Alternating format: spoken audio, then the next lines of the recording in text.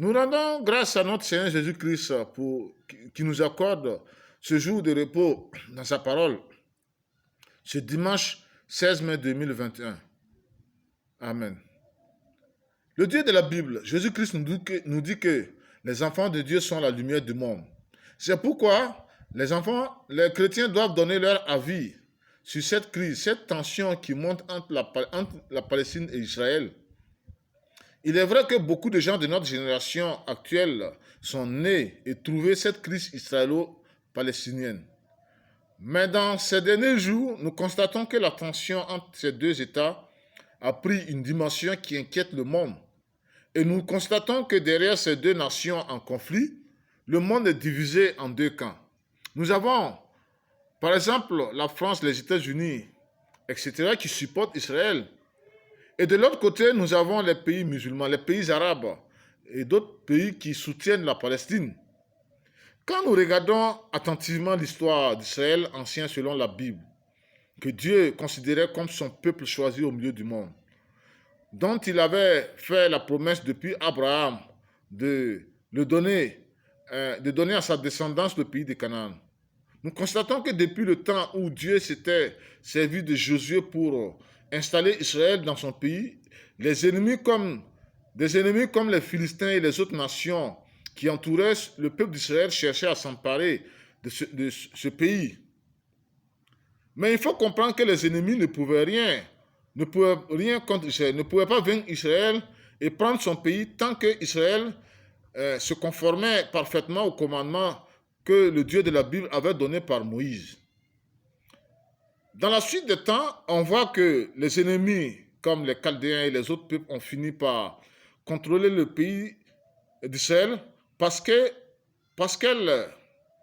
ce peuple avait mis la parole de Dieu de côté.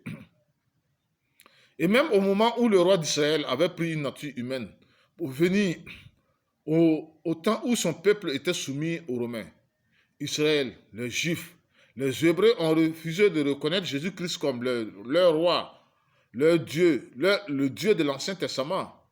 Ce qui veut dire qu'en refusant de se soumettre à Jésus-Christ, c'est refuser de se soumettre au commandement de Dieu représenté par Jésus sur terre. À partir des années 70 de notre ère, Israël, les Juifs, furent chassés du pays que Jésus-Christ leur avait donné. Israël avait perdu son pays au profit d'autres peuples qui voulaient s'emparer de ce pays.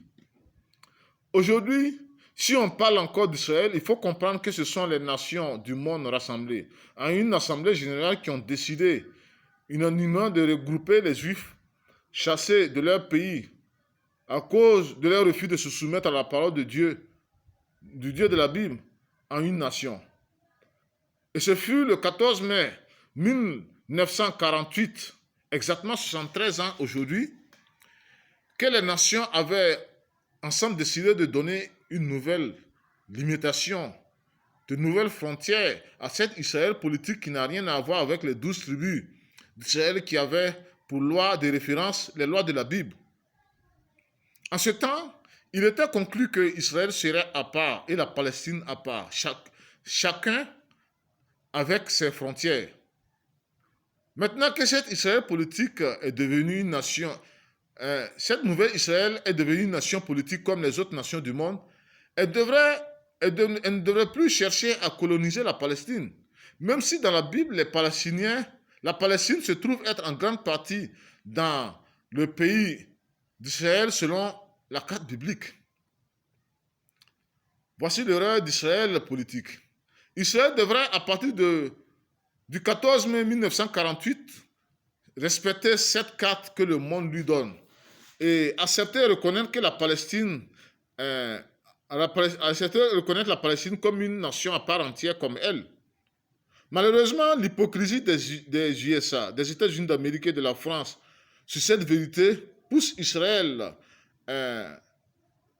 leur hypocrisie, leur silence pousse Israël à se battre contre la Palestine pour rien. Mais voici une chose qu'est Israël.